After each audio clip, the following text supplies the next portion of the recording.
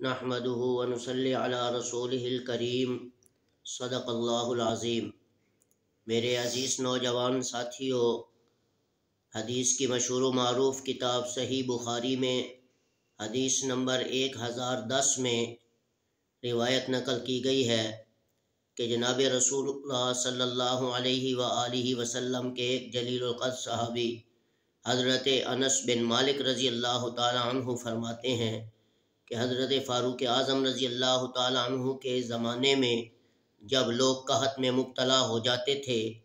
تو حضرت عمر ابن الخطاب رضی اللہ تعالی عنہ حضرت ابن عباس بن عبد المطلب رضی اللہ تعالی عنہ کے وسیلے سے دعا فرماتے تھے اور کہتے تھے کہ اے اللہ، ہم آپ کے پاس آپ کے نبی حضرت محمد عربی صلی اللہ علیہ وسلم کے وسیلے کے ساتھ دعا کرتے تھے اور آپ ہمیں آسمان سے اترنے والی بارش کے پانی سے سیراب کر دیتے تھے، لیکن اس وقت اللہ کے حبیب اس دنیا میں نہیں رہے، لہذا آج ہم آپ کے پاس آپ صلی اللہ علیہ وسلم کے چچا حضرت ابن عباس کا وسیلہ دے کر کہتے ہیں کہ یا اللہ تو ہمیں سیراب کر دے۔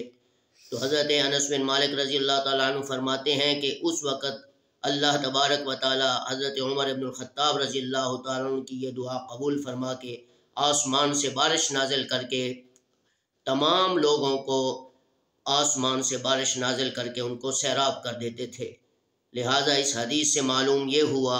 کہ نیک لوگ ہوں، متقی لوگ ہوں، عبادت گزار ہوں، علماء ہوں، ان تمام نیک لوگوں کے واسطہ دے کر وسیلے سے ہم اللہ سے دعا مانگ سکتے ہیں، اور اللہ کے نیک بندوں کا وسیلہ دے کر جو دعا مانگے گے اللہ ضرور دعا قبول فرماتا ہے۔ امید ہے